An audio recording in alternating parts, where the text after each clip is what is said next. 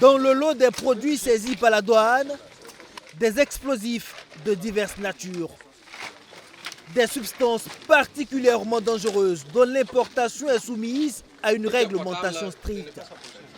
Dans un contexte de lutte contre le terrorisme, ces matières constituent de véritables menaces. Dans le cadre de la lutte contre le terrorisme, ça signifie pour nous des éléments qui ont été retirés du circuit qui pourraient éventuellement approvisionner les terroristes dans le cadre de la confection des engins explosifs improvisés qui ont un impact négatif non seulement sur nos forces, mais aussi sur les populations civiles qui sont des victimes innocentes. Au regard de leur sensibilité, la douane a décidé de remettre tous ces produits nuisibles au génie militaire. Ce sont des marchandises, au regard de leurs spécificités et de leurs caractéristiques, ils ne peuvent pas être manipulés par tout le monde. Même nous qui avons saisi ces produits, nous ne sommes pas les experts en la matière. Il était donc de bon ton que nous prenions langue avec le génie militaire pour leur confier la responsabilité de la destruction. Et c'est ce qui justifie donc la présence de l'armée à nos côtés ce matin.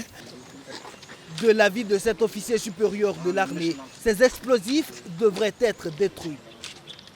Ce butin est le fruit d'environ 3 mois d'enquête qui a permis de débusquer un vaste réseau de contrebandiers. En plus des explosifs, il y a aussi du cyanure, des produits pharmaceutiques, de la cigarette et une importante quantité de drogue dissimulée dans ces paquets de couleur jaune. Les douaniers ont également mis la main sur ces poulets surcongelés, des vivres frais importés à travers des moyens de transport inappropriés. L'ensemble de ces types de marchandises sont des marchandises qui visiblement viennent mettre en péril la santé de la population et la vie des honnêtes citoyens. L'administration douanière qui est appelée effectivement à contrôler l'importation de ces types de marchandises ne peut pas s'associer à ce type d'importation. Donc nous avons stoppé cela et nous pensons que cela a été très bien. Je vais profiter de votre antenne pour inviter l'ensemble des unités sur le territoire qui procèdent à ce type d'opération, les unités de surveillance, de maintenir toujours le cap de la surveillance. Nous avons une mission de protection de la population et c'est en cela que je salue l'effort qu'ils ont fait. Le directeur général des douanes l'assure, ces produits alimentaires seront soumis à l'analyse du laboratoire national de santé publique. Ils pourraient être vendus s'ils sont sains. Dans le cas contraire, ce sera la destruction.